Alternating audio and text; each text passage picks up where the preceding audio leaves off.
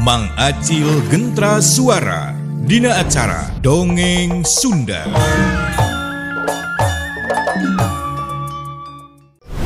Walah yang anu bener anjeun insuna Mbah Surawaja muridna Masukmi. Waduh hambura gelis hambura ya patuar gitu mah tuturkeun kaula nya sanggeus nyarita kitu eta jin teh terus lempang meulaan Asi. Geblig griyag eta gua teh ngariyag saking ku gedena eta jin anu aya di hareupeun Asi. Celeng juralit. Asi teh nuturkeun lempang eta jin. Barang serok teh ka hiji rohangan pok eta jin teh nyarita. Rada sideku sigakeun yang hareupan rajana teuing ka saha. Ari nu diajak nyaritana di dinya ngan saukur aya batu-batu nu segi opat. Tayoh nama eta batu teh lawang panto anu dijieun tina batu anu aya di hareupeun eta jin. Pok jin teh nyarita.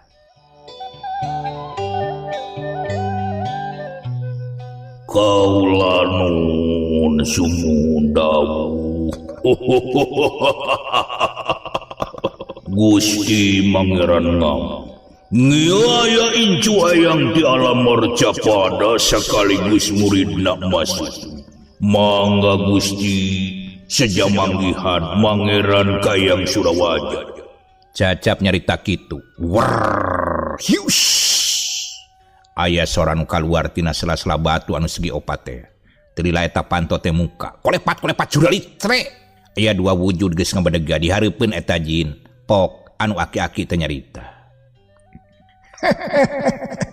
Kakang Jagal Baya, anjeun geus ngalaksanakeun tugas akang. Salila ieu akang geus babarengan jeung kula. Ngan lamun hiji waktu incu jeung buyut kaula ngabutuhkeun. Kakang kudu datang deui nedunanana. Ngadenge Eyang Surawaja nyarita kitu anu disebut Jagal Baya teh sakilat ngiles tina panenjona Asi. Ngajengelek hiji wujud warna bodas mangrupa awak anjing.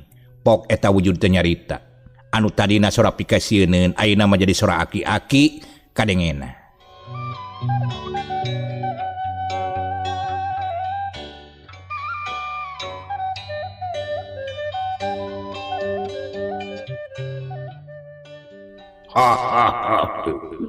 Nuhun jadi no gay ngalepatkeun lulung si anu aya dina awak akang capek hirup dina alam marakayangan geus hayang hirup di alam pan. Najan wujud akang jadi adi tapi akang hayang ngawula ka kulawargana ki adi. Bangna wujud jadi kieu teh akang rumah sia ngagugu nafsu ngumar-amar. Keun akang bakal miraga sukmakan awak jang dharma. Sanggeus tuntas nuleuman ka sakabehna anu aya dina jero kitab haur irang. Ngadenge Jagal Baya nyarita kitu pok Eyang Surawaja teh nyarita. Ari Asi sabot Eyang Surawaja nyarita kitu manehna ngahulang. Teu nyaritana naon. Teu lemek teu nyarek bangun anu kasima ku caritaan Jagal Baya jeung Eyang Surawaja. Pok deui Eyang Surawaja teh nyarita. Nya karep teuing kakak. Anu penting ulah ngalajur kana nafsu jeung ulah ngumbar amarah.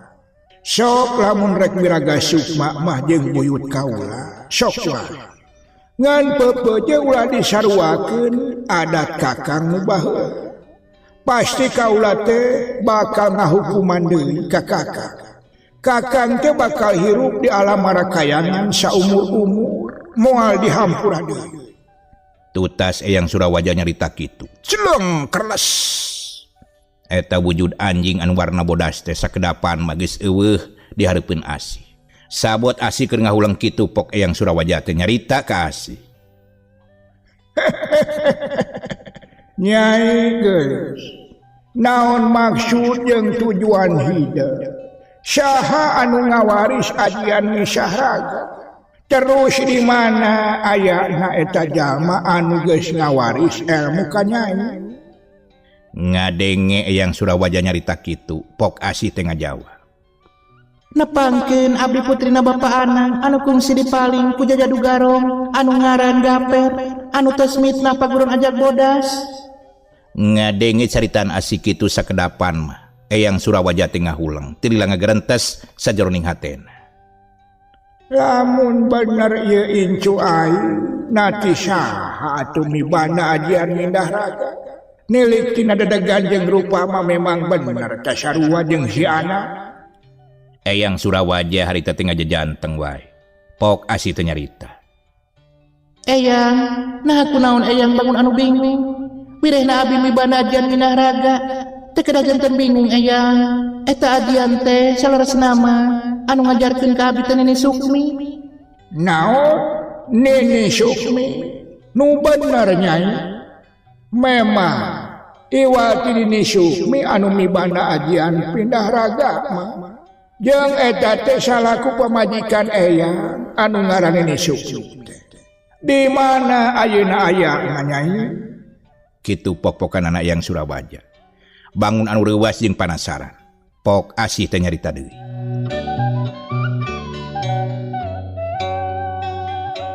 Hapunten eyang, Asih teh moal tiasa nyarioskeun oge nyebatkeun di mana ayana anu namina Nini Sukmi. Dapas abdi miang ninggalkeun eta patempatan teh Nini Sukmi tos ngaleungit duka ka mana. Abdi oge nang teu terang eyang.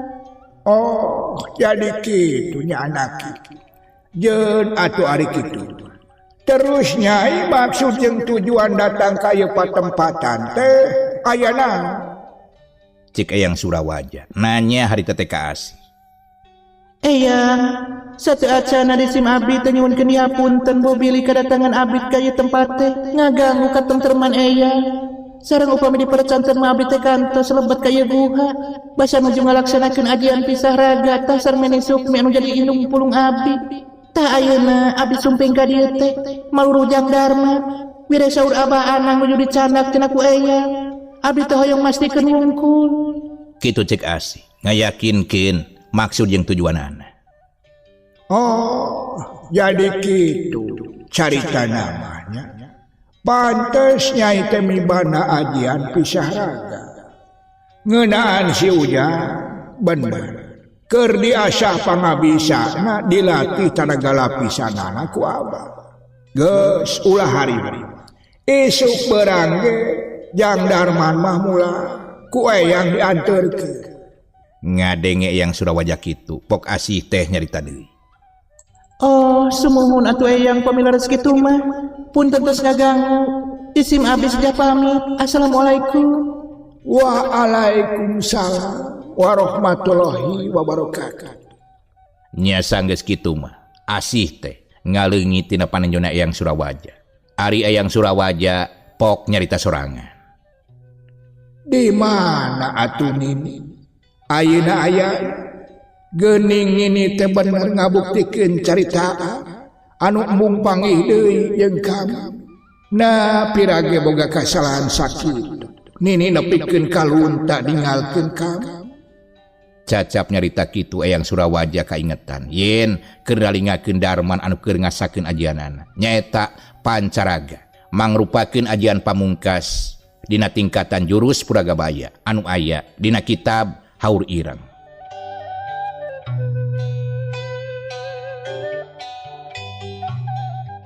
Gancangna carita barang serog ka hareupeun Darman. Pok Eyang Surawaja teh nyarita.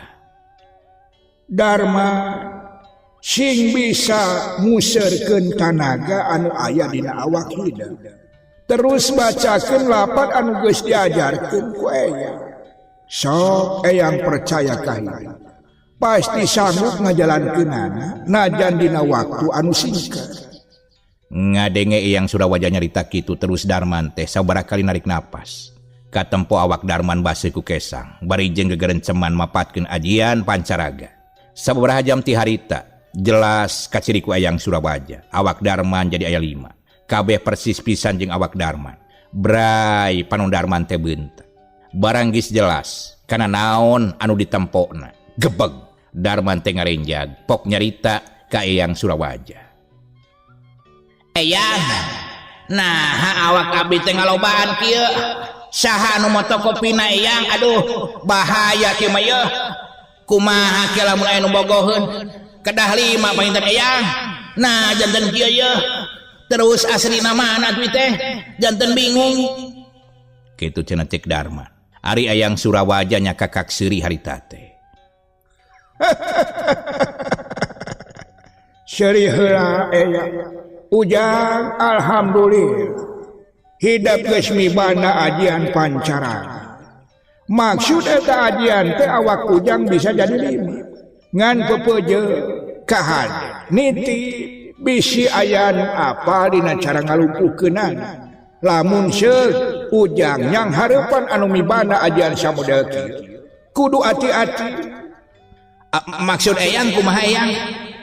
Ngadenge Darman nyarita kitu, eyang Surawaja teu waka-waka ngajawa. Kalaka ngahulang heula sakedeung. Nya sanggeus ngahulang mah pok eyang Surawaja teh nyarita. Sok pulihkeun deui kaayaan awak ieu kana wujud anu sajana. Nya eta awak Darman anu asli. Reup Darman teh mereumkeun matana, terus mapatkeun ajian anu bagian panutup anu disebut ajian pancaraga. Terila siut. Opat wujud Darman teh arasup kana wujud aslina Darman. Ngahiji deui wujud anu 5 teh. Brai Darman teh ngabeuntakeun di matana. Pok nyarita.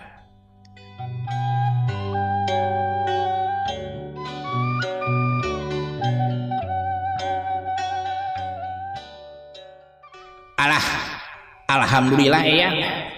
Naon nu dipikah hoyong ku diri abdi teh ayeuna laksana. Mugi anu parantos diwariskeun teh sing tiasa mangpa kanggo diri abdi ka kulawargi oge ka balarea. Amin ya robbal alamin. Sok diuk heula tadi dieu. Ujang hidup ayeuna geus mibana ka sakabeh ilmu anu aya dina jero kitab haur ireng. Nya eta aya 3 tingkatan dina jurus-jurus puraga baik. Tingkatan kahiji asir kusyrana anu ku eyang diturunkeun basa dicampakan. Disambung deui ku ajian rungkad tunggu. Satata jeung ajian tapak sewu. Anu katilu ajian pancaraga. Tutas diajarkeun kana awak ujang anu dieu. Pepeje eyang terek aman. Bisi ujang manggihan musuh anu mibana ajian pancaraga ujang teh ulah wani-wani nyerah. Cicing wae. Cek eyang Surawaja. Teu kebat nyaritakeunana kaburu kapegat ku pananya Darman pok nyarita. Maksud eyang teh kumaha ulah wani-wani naon eyang? Ngadenge Darman tu manya kitu. Barabat eyang Surawaja teh nyaritakeun naon anu kudu diperhatikeun lamun yang hareupan eta musuh. Ditetek hiji-hiji ti mimiti tepikeun ka akhir. Harita Darman ungut-ungutan ngarti kana naon anu geus dicaritakeun ku eyang Surawaja. Tah kitu pepeje sing inget ulah nepikeun ka ngagugu nafsu ngumar aman. Anu penting mah ulah kapancing ku musuh. Sok pamungkas ulah neneangan di eyangnya jeung ulah ditatanya. Da eyang geus aya dina awak ujang ieu. Sok dieu eyang rek miraga sukma kana awak ujang. Naon anu bieu dicaritakeun ku eyang Surawaja. Gek Darman teh diuk. Leungeun disidakepkeun terus narik napas 3 kali. Sabot kayan Darman keur kitu. Wush. Gelebu. Di sajeroeun eta guha teh angin meninga gelebug tarik pisan. Bareng jeung datangna angin kadenge ku Darman aya anjing anu babaung. Ting ti mana datang? Sanggeus repe eta suara nu babaung. Les. Eta wujud eyang Surawaja teh ngiles. Ngaleungit ting ka mana? Jangelek jadi hiji ajag bodas anu aya di hareupeun awak Darman. Sanggeus kitu eta wujud ajag bodas teh jadi haseup, peledug ngagulung ka bawah angin anu ngaguru. Bareng jeung angin anu ngagelebug eta haseup bodas teh ka bawah muter. Terus beuki muter minuhan di saluhureun awak Darman. Wush.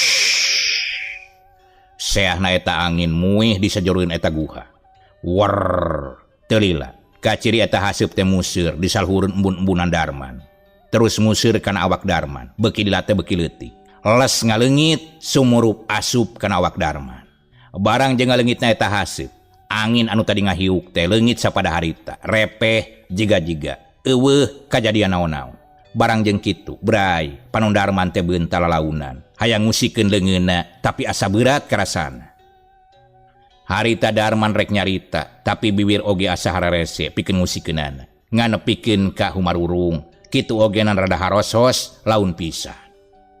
Ada ya. Ngadenge Darman humarurung kitu. Anu kabeneran Asi geus sadar. Geus aya deui di sagigereun Darman. Iwin jeung Oci keur kacarai. Kitu deui Abah Anang keur aya di satukangan imahna. Pok Asi teh nyarita ka Darman.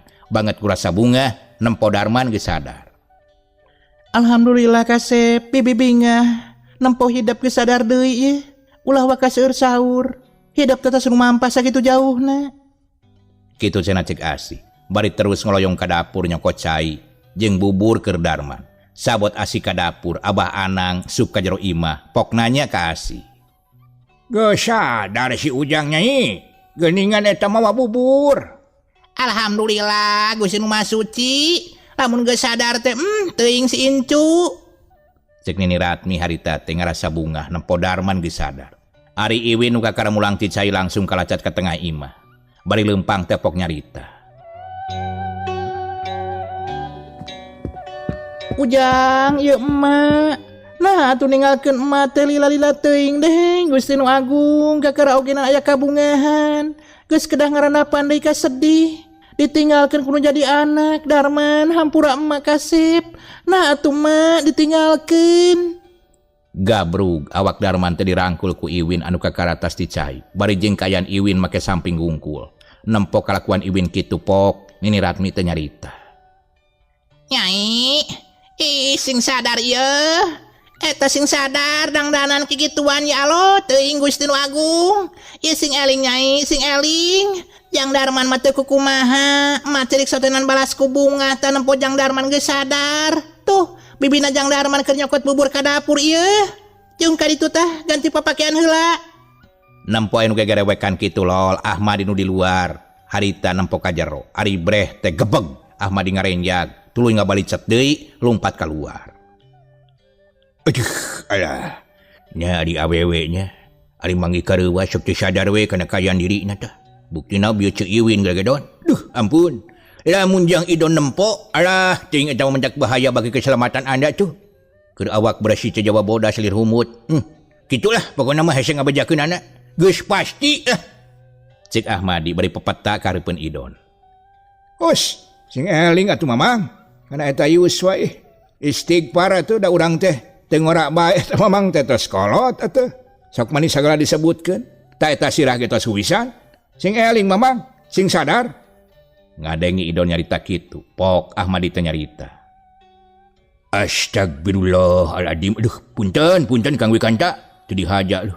Teu dihaja sim kuring teh tah. Ngupat pamajikan akang hampura Kang, hampura. Kitu popokan anak Ahmadi. Menta dihampura kanu jadi salakina Iwin anu geus tilar dunya. Cacap nyarita kitu kadengi Abah Anang tengah geroan ka Ahmadi.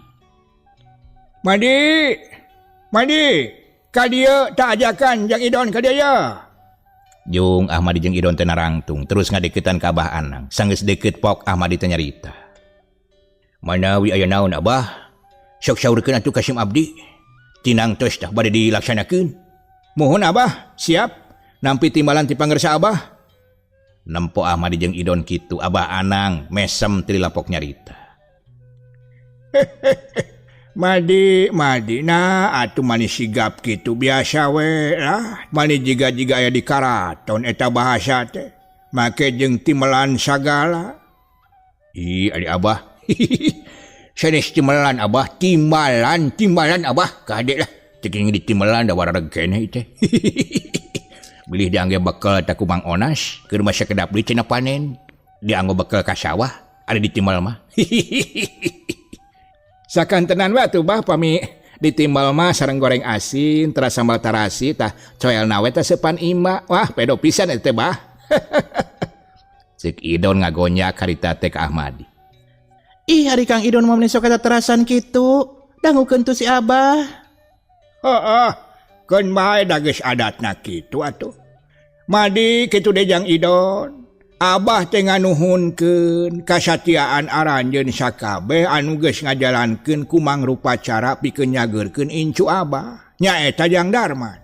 Lamun seuk teh dibantu ku Jang Ahmadi kitu deui Jang Idon, tinang tu incu Abah teh moal tereh-tereh sadar. Nuhun pisan. Kitu cenah cek Bah Anang. Bari ngareret ka Ahmadi jeung ka Idon. Nya sabot kitu Darman teh bray beunta. Terus alak ili kakenca jeung kakatuku bari jeung pok nyarita. Abah, mana oci bah? Kitu deui bibi Asih. Nempo Darman geus bisa nyarita kitu Iwin anu kakaran rojol di ti kamarna. Pok Iwin teh nyarita ka Darman bari jenggek diuk gigireunana. Ujang, ieu mah Ujang syukur Ujang teh geus sadar. Mak sieun ya, Ujang teh bisi kumaha ona, mak teh kuat lamun ditinggalkeun ku Ujang. Ditinggalkeun ku bapa hidup ogenan mak teh teu sanggup, deng teuing. Tepikeun kaki lalakon hirup urang teh Jang. Kudu katalangsara, kalunta-lunta tah. Malah mah Ujang teh nepikeun ka ngalaman tatu balas gelut jeung jalma jahat. Kitu pok-pokanana Iwin, bari ngadeuketan ka Darman. Saha ieu teh? Geuning jiga emak. Leres ieu teh mah Iwin. Anu salami ieu dipilarian ku abdi. Alhamdulillah emak. Darman teu naon-naon emak. Sakedap deui ogenan damang. Sing percanten abdi bakal ngabales ka nyeri jeung kapeuri ka sakabeh anu geus ngieun kariweuhan ka kulawarga urang. Utamana mah nu geus ngieun fitnah ka paguron ajag bodas. Bakal dijajarkeun ku abdi tah jelema-jelema jahat teh. Hutang getih bayar getih, hutang nyawa dibayar nyawa. Abdi janji tah, utamana ka Bapa Wikanta. Sakabeh anu raya di dinya ngarasakeun kumaha gemes jeung keheulna. Ka jalma-jalma anu geus ngieun kaonaran, jeung ngabalukarkeun kasangsaraan ka kulawargana Abah Ana. Timimit-timitna ka paguron ajag bodas, utamana ka jajadu gerombolan anu diluluguan ku nu ngaran Gaper. Geus Ujang. Ayeuna mah hidep teh sing pulih heula kaayaan awak jeung tanaga hidep. Gampang soal eta mah. Abah ge ngarti. Tah kitu madi kadenge ku silai bisi majar Abah bohong.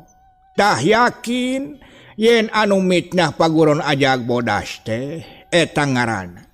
Malahan marek ngaranjah ka ieu lembur. Makana engke peuting teh urang badamikeun ka sakabeh murid-murid paguron ajag bodas. Kudu nyaho yen si Gaper teh bakal datang ka ieu lembur. Kitu pok-pokanana Abah Ana. Ka sakabeh nu aya di jero imah. Atuh sakabehna arungut-ungutan. Ngarti kana naon anu bieu dicaritakeun ku Abah Ana.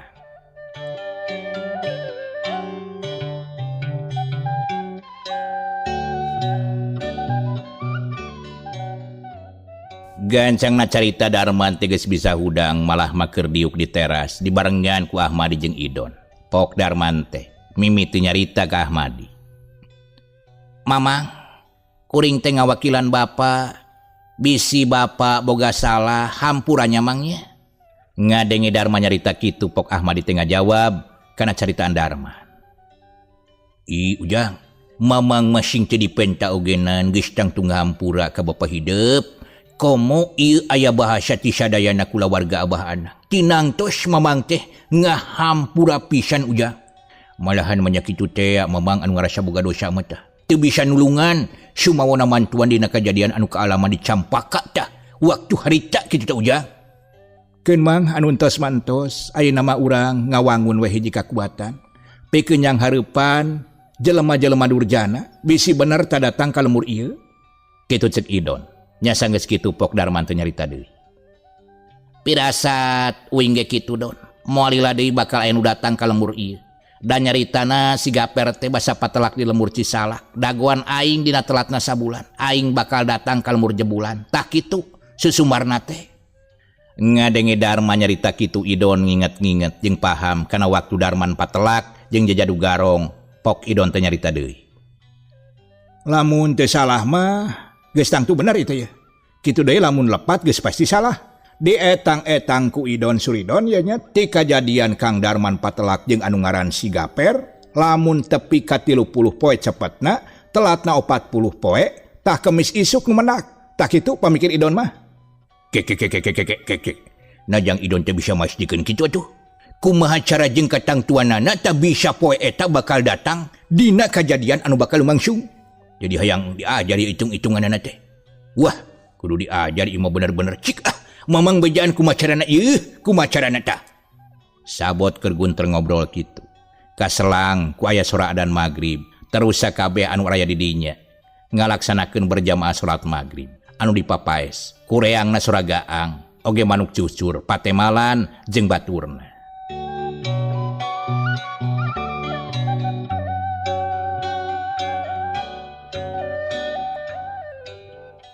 Sanggeus beres ngalaksanakeun salat berjamaah Darman jeung Idon kitu deui Ahmadi araya kene di musola pok Darman teh nyarita.